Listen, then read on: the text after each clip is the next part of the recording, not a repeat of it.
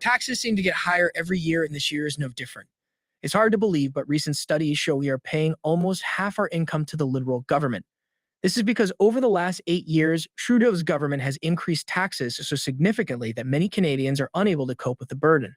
Many are angry, and rightfully so. When will the government's spending spree end? Hello, viewers, and welcome back to Street Politics Canada. Before we continue, we've just launched a new channel, Street Politics USA, where we cover US and global news. Make sure to check it out and subscribe. We just dropped a new video about Joe Rogan's $100,000 challenge to Peter Hotez. Don't miss out. The link is down in the video description. We have always complained about the unreasonable taxes we pay to this incompetent government, but studies show the burden has reached a new high. The Fraser Institute released a study calculating the tax burden imposed on Canadian families by federal, provincial, and municipal governments. The study concluded that in 2023, the average Canadian family will earn $140,106 in income and pay an estimated $64,610. This means literally 46% of your income is going to the government. Since when do ordinary citizens give half of their hard-earned dollars to an incompetent government that can spend it on their whims and fancies? It's not like our government listens to what we want, so how can they justify this burden? While it's important to point out that the total amount varies from one province to the other, the Montreal Economic Institute found that 72% of Canadians believe that the tax burden of individuals is too high. When the Liberal government was first elected, it vowed to reduce taxes, which was actually one of the few promises it did keep, although it did so in a deceptive manner. So while the Liberal government decreased the rates on income tax from 22% to 20.5%, a 2018 study found that in the end, these changes actually raised, not lowered, taxes for 81% of individuals. Of course, the Liberal government has taken the opportunity to congratulate themselves for lowering taxes. But when in reality individuals are taxed more than before, their self-congratulatory remarks ring hollow. Taxation has gotten so out of hand that Canadians are paying more to the government than they are paying for their own daily necessities. A recent study comparing the tax burden to the cost of necessities like food, shelter, and clothing found that the average Canadian family now spends more of its income on taxes than it does on all of its necessities combined. Yes, you heard that right. Only 35.7% of Canadians' income goes to living expenses, while 43% goes straight to the government's pocket. So what does all this get us? The government is supposed to use this tax money for the public good. So what good has come from it? Nothing. The reality is that we are paying for the government's irrational spending. We already mentioned before that we are paying for the Prime Minister to play hero to the Ukrainian people. According to the Liberal government's March budget, Canada will continue to pay Ukraine billions of dollars in assistance, $2.4 billion to be exact. In another instance, MP Scott Aitchison spoke about the huge amount of money paid for the CMHC. It's shocking that the Liberal government has spent around $52 million in bonuses for the Canada Mortgage and Housing Corporation, considering that if you ask anyone, they will tell you the CMHC is not doing a good job. So who decided they are deserving of $52 million in bonuses? This is just a tiny part of what Trudeau's government has spent in the last 8 years. But for a man who spares no expense while using money from our own pockets to maintain his family's lifestyle, this sort of spending is probably nothing. In 2021, we paid an incredible $22,000 just for food during July and May. In 2022, we paid $1,000 per week just for miscellaneous food expenses, even though many Canadians are skipping meals to make ends meet. Meanwhile, his family's week-long trip to Jamaica only a few months ago cost taxpayers around $162,000. Seeing how out of touch Trudeau is with the reality many of our country's citizens face is deeply saddening. And because of all this reckless spending, Canadian households are barely able to make ends meet. According to a Statistics Canada study from last year, almost half said they were very concerned with their household's ability to afford housing or rent, while almost half of the people ages 35 to 44 said they found it difficult to meet their financial needs over the past 12 months. These are very frightening reports, but a new study on consumer vulnerability shows the problem is much worse than previously imagined. According to the study, the percentage of Canadians who borrowed money to cover their daily expenses increased from 26% in 2020 to 38% in September 2022. With the burden on families only growing heavier, it's no time for our government to be cavalier with their spending. Yet a recent poll concluded that 74% of Canadians surveyed feel the average family is overtaxed by the federal, provincial, and local governments. Based on how much of our income goes to the government, I'd say they have a right to feel this way. I think we can all agree that if this money was being used effectively and our lives were actually improving as a result of it, then one could make a case in defense of such high taxation. But 44% of Canadians feel they receive poor or very poor value from public services like healthcare, education, police, infrastructure, and national defense. So it's no surprise that over half of Canadians believe the average family should pay 25% or less of their income to our governments. Pierre Poilievre has spoken out repeatedly about overtaxation and our government's reckless spending, saying, The BC Centre for Disease Control revealed today that it now costs over $1,200 a month for a basket of nutritious food for the average family in that province. This is an explosion of costs that have taken place under this Prime Minister. Those numbers come from a year ago, and the same report says the prices are higher still now. Now the Prime Minister's solution for that is a 61 cent a litre carbon tax. They'll push gas prices well over $2 a litre and increase the cost to farmers and truckers who bring us our food. How much will that increase the cost of food for Canadians? So it seems that Poilievre is the only one defending our welfare and fighting against overtaxation. He spoke out against the carbon tax, which will cause only another hike in prices, and he continues to fight against reckless government spending across the board. Poilievre has actual plans to fix what Trudeau's government has destroyed, suggesting ways to help Canadians survive the inflation our Prime Minister seems totally unaffected by. Well, that's all for now, but let us know what you think. Do you believe Poilievre can help fix the situation? Do you think we pay too much in taxes? What's going on, everybody? Welcome to another edition of Speak Your Mind. My name is Pastor Giovanni, and we're going to be together on this program, giving you the very best of controversial topics that we have here in Canada. I do not find myself by myself, never, but I have with me today Mrs. Vivian. Ms. Vivian, how you doing? I'm good, Pastor. Good evening. Good evening to all. If you're watching us right now and you want to sound off, you're somebody who has their own opinion about the government, this is the following question that we have. Is our tax money well spent by the government?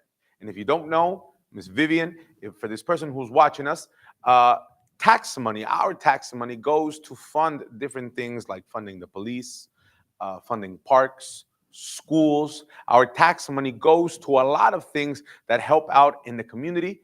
If you want to give us your opinion, if you're somebody who says, oh, you know what, I got something to say about tax money being spent by the government, you can give us a call right now, 877-785-8700, or you can send us a message through WhatsApp, 437-233-9815. Ms. Vivian, this person can also join in our live survey right now on Telegram, right? Yes, they can. And also there is going to be the QR code, as you can see right now.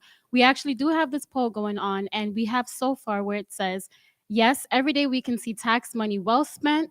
No, not at all. Or I doubt our tax money goes back into our community. So swipe this QR code, look into it, and see. Leave us your comments. Tag yourself within this post so that we can see what your thoughts are. As you guys saw in the first video that we showed you guys, especially toward the end, we had a little bit about Trudeau spending certain tax dollars on his own. What do you think? Does that make you angry? Or do you think it's something that we should continue supporting?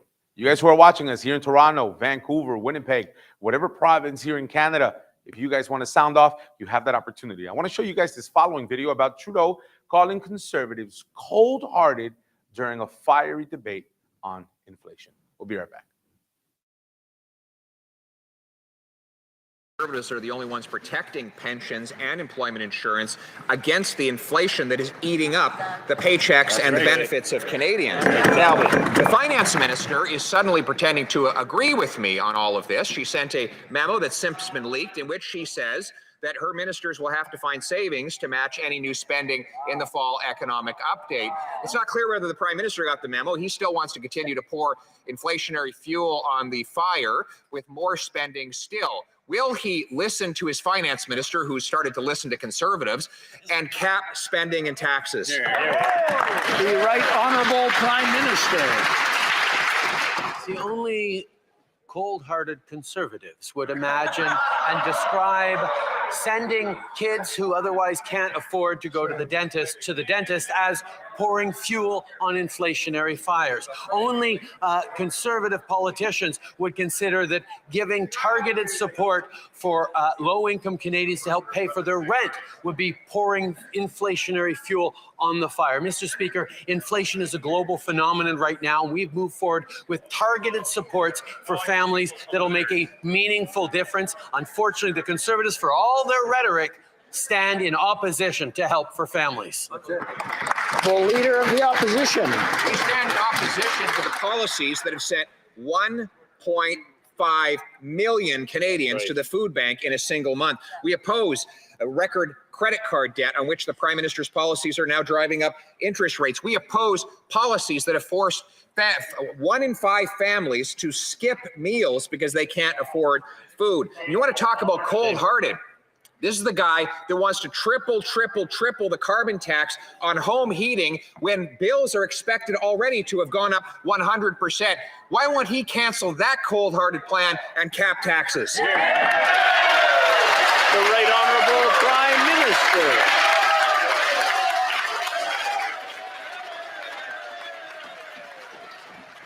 Are clear. The price on pollution returns more money to average families in the jurisdictions in which it applies than they pay out in pollution costs. This is the fact that has allowed us to both lead on the fight against climate change and put more money back in the pockets of Canadians. But the reality is, I don't know what it is today, but everybody's very rowdy. Maybe I'll let the Prime Minister start over again, and I'm hoping everyone will listen this time rather than shout. And I know everybody wants to help him answer, but it's his turn to speak. The Right Honourable Prime Minister. Thank you, Mr. Speaker. Despite consistent Conservative misinformation and disinformation on the matter, the simple mathematical fact is that the price on pollution returns more money to average families in the jurisdictions in which it applies than they pay in this extra cost on pollution. That's how we can move forward on fighting climate change while supporting families through this transformation of our economy and of our energy. These are the things that matter to Canadians. This is where we're continuing to put them first, not ideology. Mr. Speaker, while the Conservatives continue to focus on me, we're going to stay focused on supporting Canadians, whether that's with measures that Conservatives oppose to deliver rental supports for low-income Canadians, or whether that's to make sure that all Canadians can send their kids to the dentist. But we heard the Conservative leader for months talking about freedoms for Canadians, talking about rights and freedoms. And now that a government is preemptively blocking Canadians' fundamental rights and freedoms, not a whisper from this so-called freedom fighter, Mr. Speaker. When is he going to condemn the use of the notwithstanding clause preemptively? The Honourable Leader of the Opposition.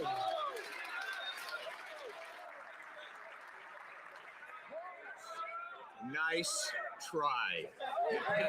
Nice try. He's very clever. But here a moment ago, I asked who stayed in the $6,000 a room hotel, $6,000 a night hotel room. And he said that I was focusing on him. Well, I guess that we got our answer then. Well,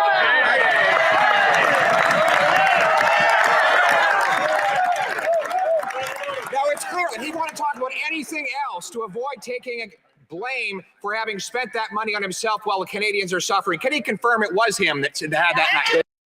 Miss Vivian, this man was going back and forth with Justin Trudeau in a relentless spew of debate.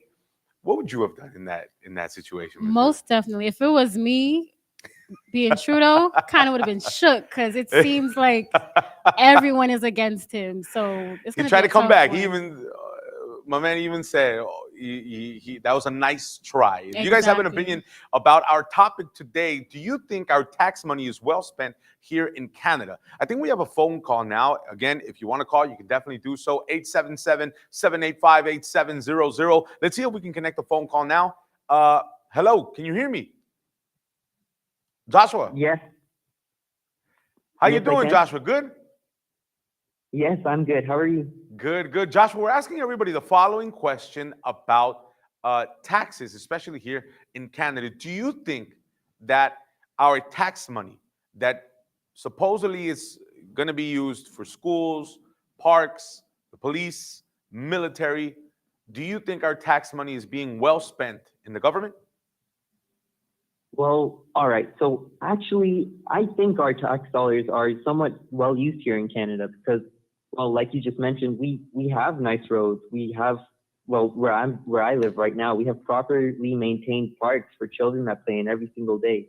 We have sort-free healthcare. Like even COVID, we got free vaccines, and people were able to stay home. Well, some people and still get paid. And actually, even on my way to work a month ago, some drunk dude crashed into a stoplight and it fell onto the road and blocked it. But a couple days later, it was repaired and back up like nothing happened.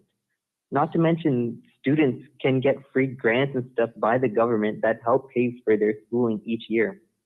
And elders can even retire at the age of like 50 here because of our taxes. So overall, there are obviously still some problems, but I think our country does do a decent job about where our tax dollars do go. Now, Joshua, I ask now the following. What do you say then to people who probably focus only on, for example, the scandal part of it, where they see somebody like Trudeau spending it on his meals or spending it on vacation? What do you say then to people who just focus on that? Oh, well, you're still absolutely right. Like, if we're paying our tax dollars, it should only go back to our community. It shouldn't be spent on him or anything. Like, it should just go back straight toward the country. So I wouldn't blame them for being mad. But at the same time, I'm more of a person just to look on the bright side of things. So I'm not that caught up in that type of situation. It was one of the things I do agree with you, Joshua, especially with the parks. I don't think here in anywhere I've been, I've seen the amount of parks and the amount of care, the amount of maintenance done on the road like here. Joshua, thank you so much for participating. Thank you for speaking your mind with us. No problem. Have a good night. You too. Ms. Viv, I really liked his example, especially about the road when something had messed up and almost immediately they had gone and they fixed it. Ms. Viv, do we have any more comments? Yes, we do, Pastor. So we have here Mike who says, I'm in Ontario, so I'm pretty consistently pissed at the provincial government. However, we do have roads to all kinds of far places. We have quality public schools, affordable daycare, healthcare that's there when you need it. So you can see, Pastor, that Mike, he's half and half because he says even though he's always mad with the government, but one thing he can't deny is the fact that they do have things that help the community out. And I also have here Sean, who says, until recently, I worked for a very large corporation in the trenches where we were grossly understaffed and under-resourced.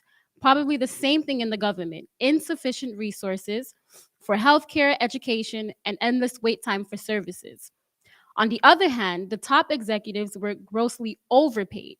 So there was wasted resources in his opinion. So these are the two so far. You have half and half here going on, Pastor. You know, one of the things that I really do enjoy, especially seeing here in Toronto, and one of the things I commend the government on is the amount of parks, the amount of trails.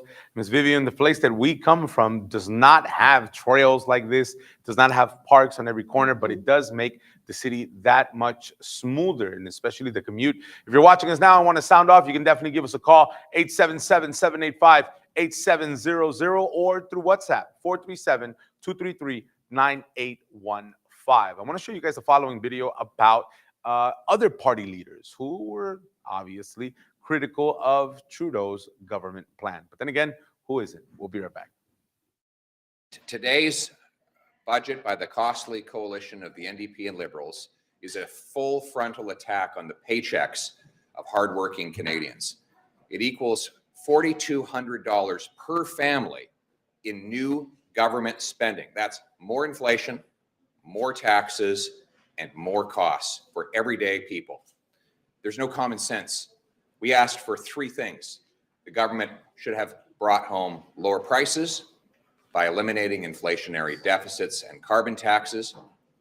brought home powerful paychecks with lower taxes that reward hard work and brought homes people could afford by getting rid of the government gatekeepers to speed up and lower the cost of building permits. Those are the three demands we put forward, and those three demands have not been met. This is an attack on the hardworking people of this country, and that is why Conservatives will be voting no. Instead, we will vote to bring home powerful paychecks, bring home lower costs, and bring homes that people can afford. It's common sense. Let's bring it home. Will the Bloc support the budget, please, sir? No, Why not? because we said that we would not support a budget that would not acknowledge the fact that the provinces in Quebec need 35% of the total budget in healthcare to support the system and make it minimally good enough for the services it has to provide. With this budget, it is clear that this will not happen. If we take the example of Quebec, about $1 billion a year will not make a difference in the budget that is already of something like 72 or 74 billion of dollars a year in healthcare. So it is not significant, and it is not enough, and it will not justify our support. What do you think of the huge chunk of funding that's going toward dental care? Was it more than you expected to see? This is about what we expected to see. The big difference is that they are creating a centralized agency to manage this program. We will see what will happen with this when time comes, and how this will be implemented in Quebec. I can say I'm really proud that we were able to force this government to expand dental care. That's going to save money for families. That's going to mean that they're going to be able to take care of their teeth.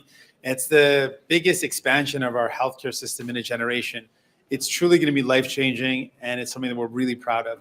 That's going to really help Canadians in a real concrete way. And we're also proud that we forced this government to save people money, put more money back in their pockets with the GST rebate, which has been rebranded the grocery rebate. That's going to put money back in people's pockets.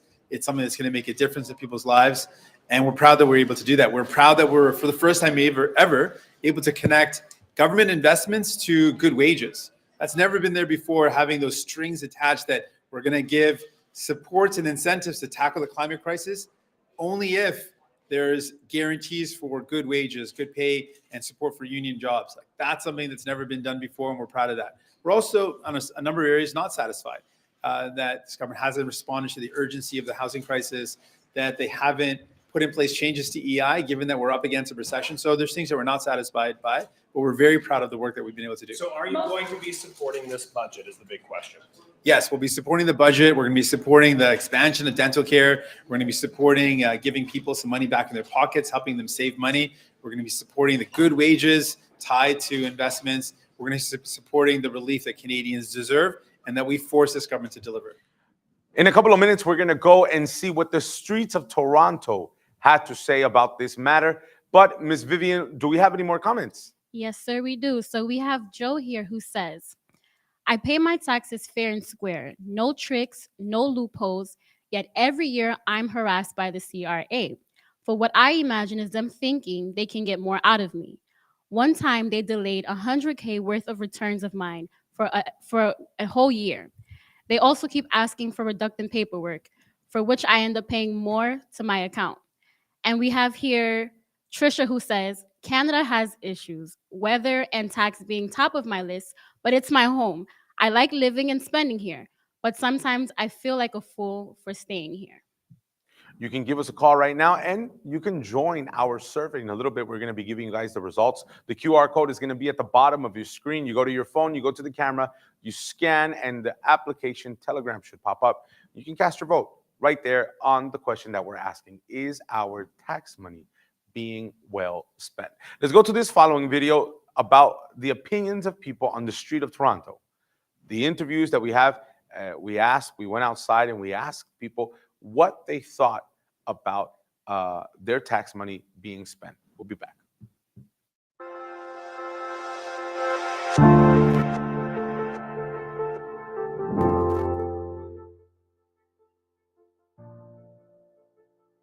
I think there should be more tax brackets, so it shouldn't stop at, I think it's like 500,000 is the highest tax bracket. There should be one for 600,000, 700,000, $1 million, $2 million. and people should keep paying as it goes up. I don't think it's fair that someone who makes 200,000 is taxed the same as someone who makes $1 million. There should be more brackets as they go up.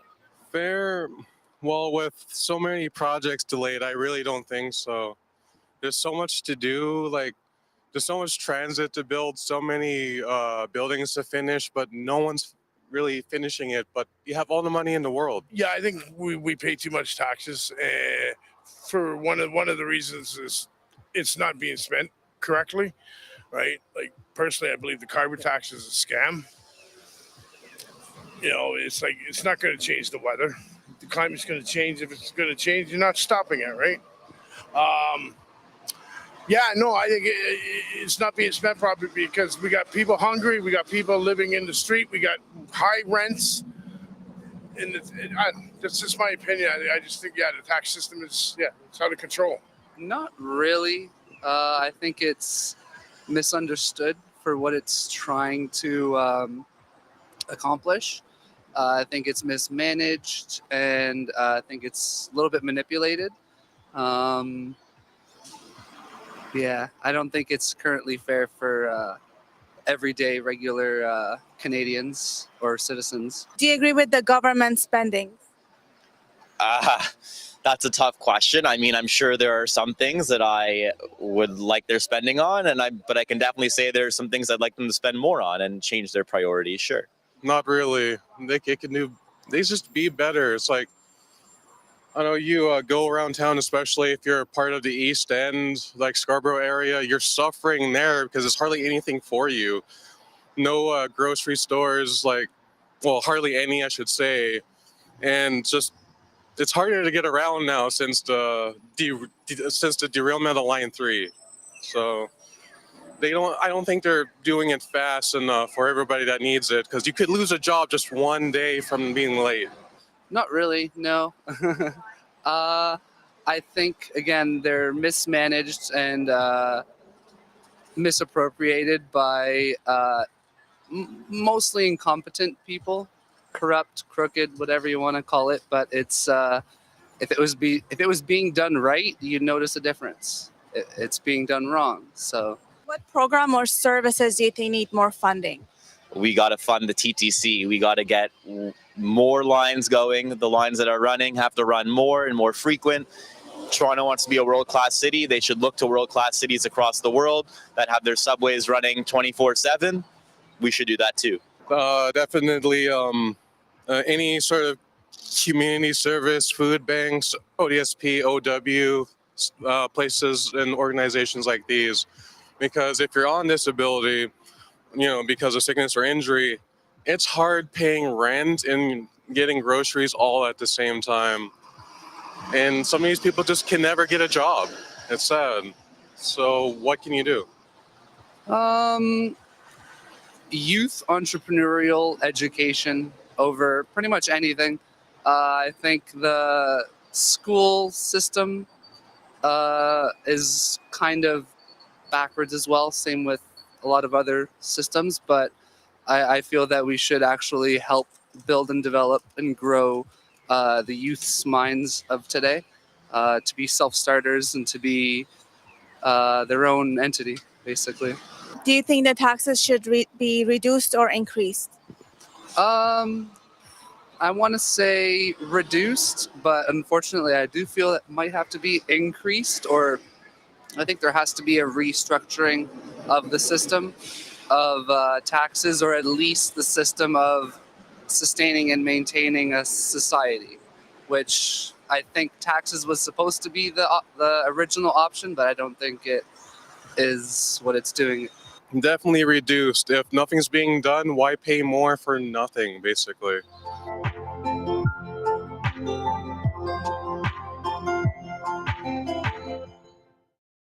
Toronto City Council decided to move forward on a plan to adopt new taxes and fees. The big ticket item is a request to create a city sales tax. Our municipal affairs reporter Sean Jeffords has been digging into the details of Council's plan. He joins us now from City Hall. So Sean, let's start with the most controversial item, the municipal sales tax. Tell us about the new developments from last night's meeting. Mirabel, the really interesting piece that kind of came out of this on the controversial request for the municipal sales tax is that there's now an addition to the clause in this motion. So initially the ask of Premier Doug Ford and his government was going to be, as I say, for this sales tax. However, now council is saying they could also, instead of having that sales tax, have a portion of the HST. So the interesting piece of this is that, frankly, this might be more politically palatable for Premier Doug Ford. Instead of creating a new tax in the municipal sales tax, it would be an existing sales tax or cut of that existing sales tax that would go to the City of Toronto and perhaps other municipalities, depending on how this campaign goes that the City of Toronto may have to wage to get it. So a lot of questions now about what Premier Doug Ford will do with this new amendment and this new ask that's come forward from Toronto City Council. So we'll wait to see what the reaction is on that. But councillors also pitching a lot of other ideas city staff hadn't originally recommended. So what were those, and what could they mean? You know, there were a flurry of motions and debates and votes last night, so much so that it probably would be confusing to a lot of people just looking in, watching. We had some really different ideas from councillors who really were having their first opportunity to debate and change these recommendations that city staff had brought forward. Amongst them were a proposal to create a City of Toronto lottery. There's also a fee that potentially would be discussed or contemplated for users of Billy Bishop Airport. And there's also a request now for a feasibility study of a core service review. So this is a review up and down of all the services that the City of Toronto provides, frankly, to see if they should continue to keep providing them. So a lot of grist for the mill here. Council is going to look at those. Staff is going to look at those. There will be more debate on all of those as there's more information studied effectively by city staff. Okay, so all those ideas, all that debate that took place, will all of this, any of this, even solve the financial crisis that the city is in? The consistent message that we were hearing from city staff and from city councillors and the mayor is that no one measure is going to solve the problem, that the city will effectively need a suite of tools. And they approved a bunch last night that will help: the increase of the municipal land transfer tax, the lifting of a cap on parking rates. But those are only a few of the options. They're going to need to continue to study bigger ticket items like that parking levy, and to continue to pursue that request for the municipal sales tax or the cut of the HST, which would yield a lot more revenue. And then ultimately a new fiscal framework with the federal government and the province, just to have access to these tools that grow with the economy. So it's obviously a pretty long-term situation, and something that we're going to have to continue to watch down here at City Hall. We know you will, Sean. Thank you for this. Soon we're going to be giving and speaking our mind on this matter. Mrs. Vivian, do we have any more comments coming in? Yes, sir, we do. So we have here Patricia, who says, I am happy to pay my fair share. I believe in leaving things better than how I found them, and that includes this planet and this country. I'm very privileged to have what I have and what I make. And while I don't agree with everything the government does with the money I pay into the system, I'm happy to do it, knowing at least my neighbors won't become medically bankrupt, and that those who need it have access to good social services. We also have here Jill, who says, the goal isn't to hoard as much cash as possible. It's to live a good life and find some happiness. That's going to look different for different people. The first comment, what was her name? I think it was the first one that you read. Okay, so I believe it was Jill. So she says she's happy to pay her fair share. It was the one before that. But one of the things that she said, I really, really liked. She said, I believe in leaving things better than the way I found them. If everybody had that mindset, I promise you, the way we live life here in Toronto is going to be completely different. But let's go into our next segment about inflation and support programs. We'll be right back.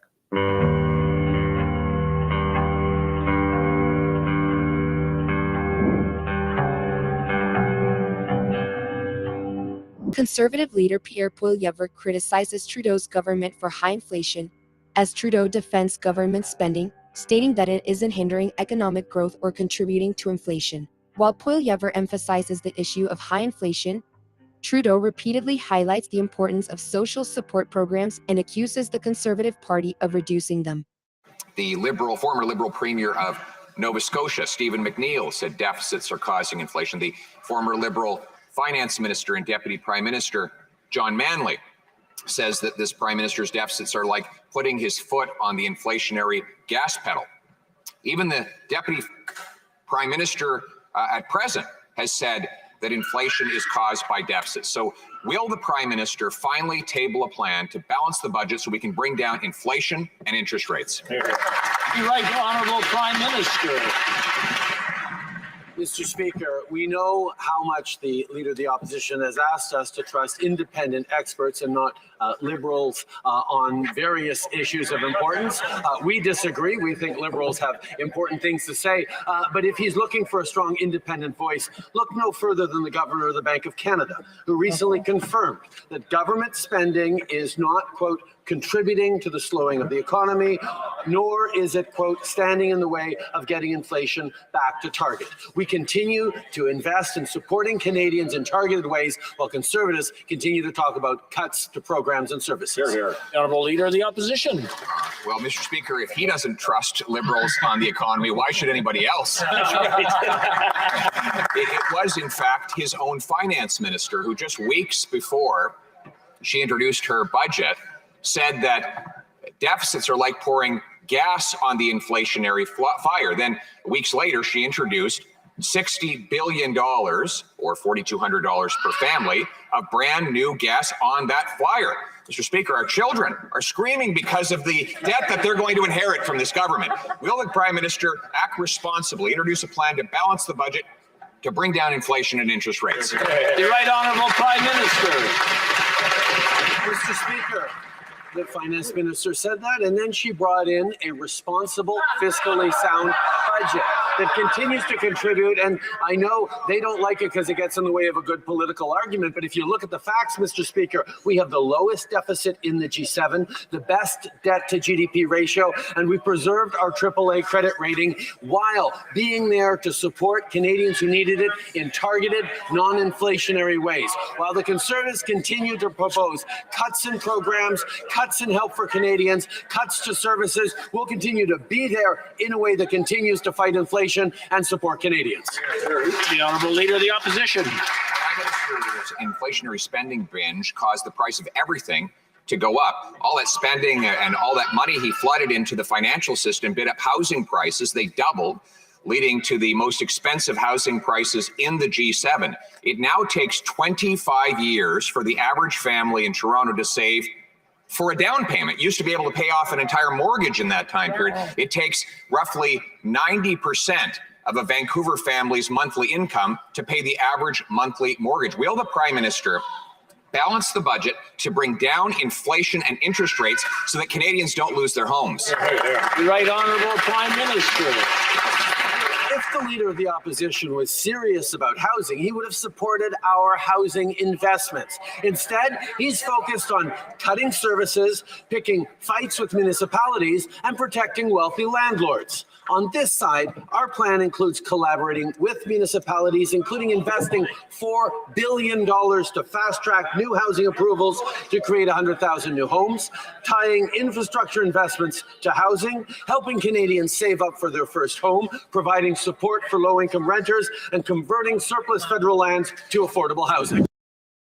Ian Lee joins me now, Associate Professor in the Sprott School of Business at Carleton University. Ian, great to see you here on this Saturday morning. My pleasure, Angie. A lot of numbers swirling around here, and that budget just being tabled on Tuesday. Your sense here, we've got minimum wage that's rising, not for everybody, but sort of within those specific government sectors, so affecting about 26,000 Canadians. But we also got a rise in alcohol, 2% tax there, and the carbon tax. Angie, let's speak truth to power. Taxes increase directly or indirectly the cost of the goods or services being sold to Canadians. Let me be even more blunt. This is inflationary. Now, the elected officials whether at the national level or the provincial level, can say, no, look, we're doing this for a good reason. We have good motives. And that may be. I'm not questioning their motives.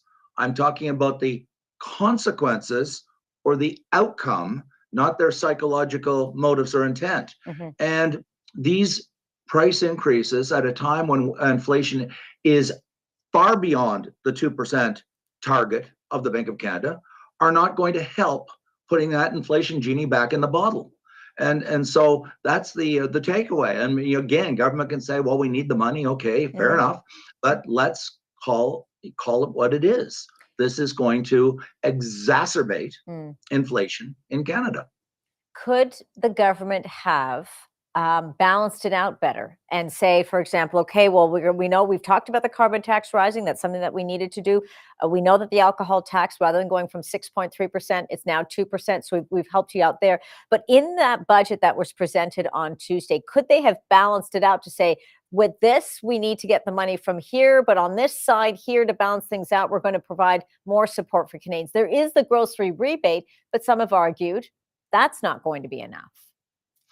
Angie, I've been arguing this for years. And in fact, if I can point to the source of such a claim, of the idea that if you announce new spending, whether federal or provincial, then it should be offset by reductions in spending somewhere else in the budget. It was none other than Jimmy Carter, who, as the governor of Georgia, before he became the president of the United States, really promoted this idea of it was called zero-based budgeting. And I'm not going to get into the acronyms, it was just the idea that if you're going to announce new spending, which is perfectly legitimate for a government to do, they're elected to achieve their promises. So if you announce $50 billion in new spending, you say, okay, we're going to fund it, not with deficit financing, which is inflationary. It's speeding up or heating up the economy with deficit financing. We're going to sterilize, is the technical term, the 50 billion or whatever of increase in spending by offsetting it with reductions somewhere else. And remember, the government of Canada only 3 years ago was spending 300 billion. Today it's spending 400 billion. So I don't think people can argue that there's no wiggle room in a budget that's approaching $500 billion. And now we're going to our closing moments of our program. Ms. Vivian, do we have any more comments? Yes, sir, we do. So we have here Ashley, who says, perhaps people would be more willing to accept their tax burden if the quality of public services were measurable with what they were paying, or opposed to looking around and seeing crumbling infrastructure, healthcare, and other services. Hard to feel confident about where your money is going when things appear to be falling apart. And we do still have our poll as we've received the final results in here. So 15% actually said that, yes, every day we see tax money well spent. 46% say no, not at all. And we have 39% who says, I doubt our tax money goes back into our community. Now, regardless of you being somebody who trusts in our government, or somebody who has their own doubts, somebody who has their own insecurities regarding what the government does with your money. Maybe you're that way because you say, Pastor, I don't have any money coming in. I'm very limited financially. I'm stuck. I'm stagnant financially. What if I told you that there is someone who can prosper you? What if I told you that there is someone who promised to give you life and to give it in abundance? That's what Jesus says. Jesus, he says, I came so that you may have life and that you may have it more abundantly. If you were able to see the blessing in every area in your life, I promise you, things like this wouldn't get to you, wouldn't upset you, wouldn't cause a stir inside of you. What God wants to do is change your life, and he wants to do that by giving you those blessings in abundance. Now, the thing is that it's not automatic. When you look for what God has promised, we provoke it. You provoke that change in your life, just like Nicole did. Somebody who came here to the temple sick with cancer, and she was able to overcome. She wasn't overcome because she healed herself. She was able to overcome because God's promise completed in her life. So if you want to change, that change begins with you, and you can provoke it. I want you to pay attention to her story. When we come back, we're going to return praying in favor of all of you. We'll be back.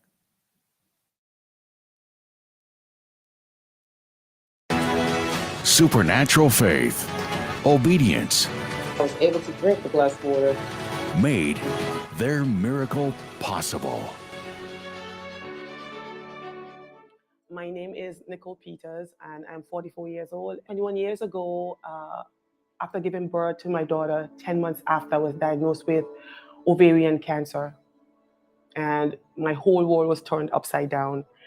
I had lost my right ovary, I had chemotherapy, and I had lost a few other organs that were affected by the whole treatment of receiving chemo.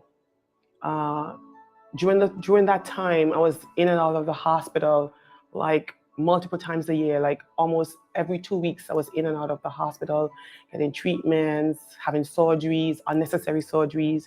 I developed endometriomas, that's like orange-like tumors that were attached to my other ovary. After a while, my organs, internal organs, start fusing together, so I had other internal issues. I was having a lot of pain, I was blacking out, I was having a lot of issues, and because of that, I became a very angry person.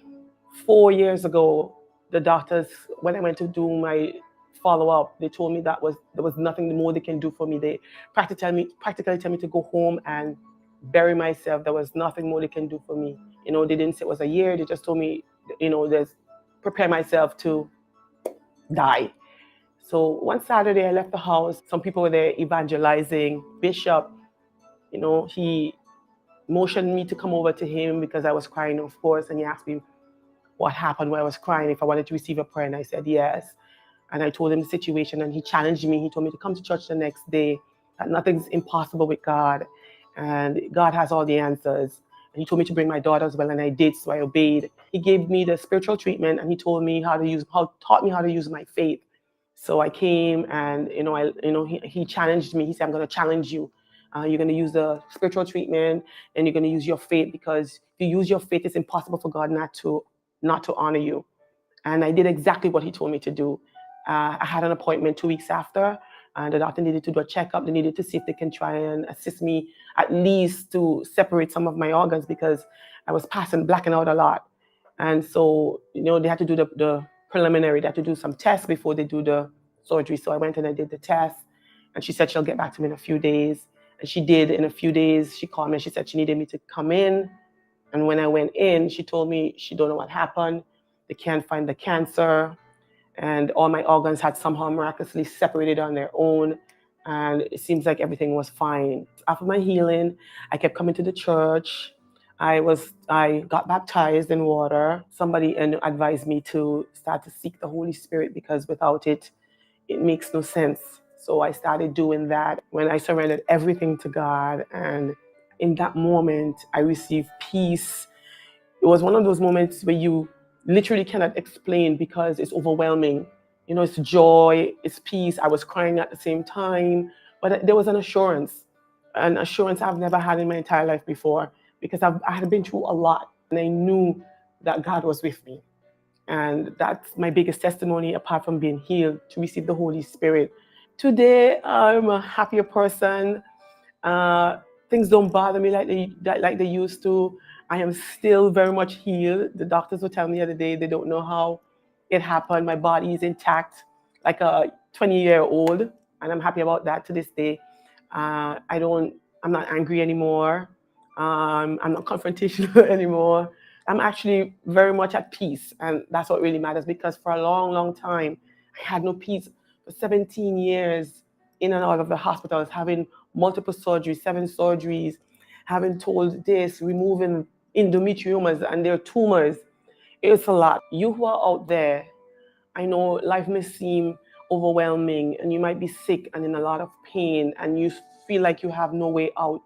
I'm here to tell you there is a way out. So if you're watching this testimony right now, know that your situation is nowhere near impossible. God can change everything if you give him the chance. If you open up yourself and you surrender yourself, God can turn your impossible into possible.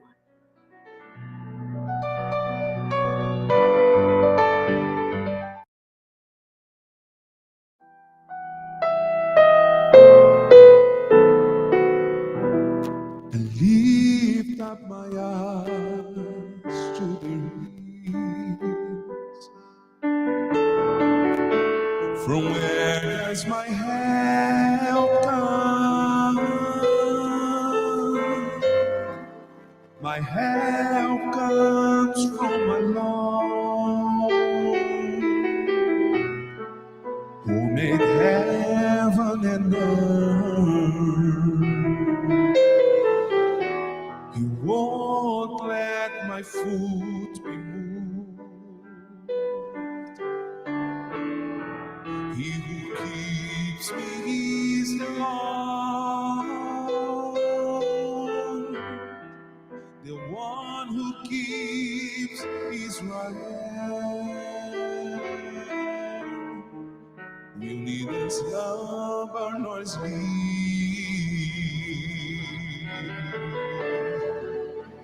The Lord is my keeper. He's the shade.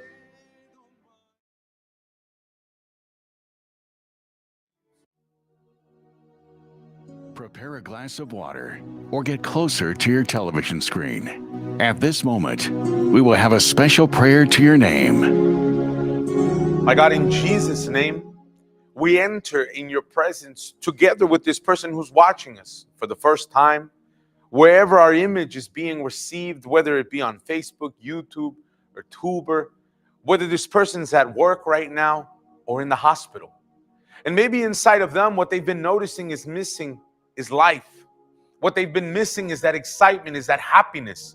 When they wake up, when they're with their family, when they receive their salary. And maybe, my Lord Jesus, what they're seeing as their reality has become is a bunch of suffering, deceit, deception. What they've been seeing in their lives, my Father, has been something so small that they're not even able to live off that. But you say in your word that you came to bring life so that we can have it more abundantly. My God, I determine in Jesus' name, this person who believes may receive that life right now. You who watch us, you who listen to us right now, receive in this moment that life that Jesus promised. And He removes from you the anxiety. He removes from you the sadness. He removes from you the depression. He removes from you what doesn't work. He heals you, who delivers you. My Father, I determine that this person who has their cup of water in their hands, that it be blessed, that it be consecrated, that as they drink of this water inside of them, it be a spiritual medicine, a spiritual remedy, a spiritual treatment for their body, for their mind, for their soul. That is how I bless them. In the name of the Father, the Son, and of the Holy Spirit. And if you believe, say amen. Amen. Drink of this water now and be blessed.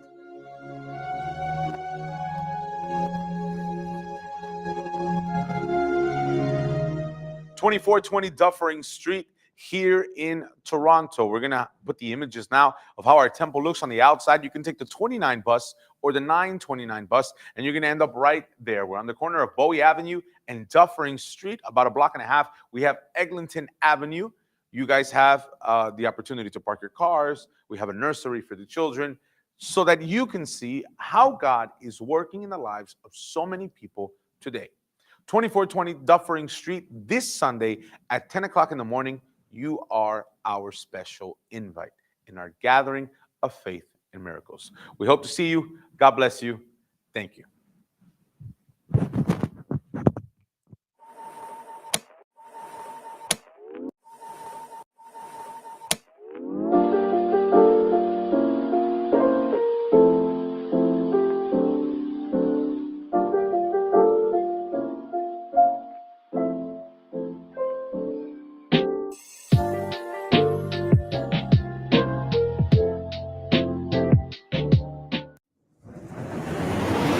Sunday of the Seven Prayers. In the gathering of faith and miracles, bringing restoration to health, prayer for your deliverance, to your love life, to your family, your financial life, for inner peace, and a real and true encounter with God.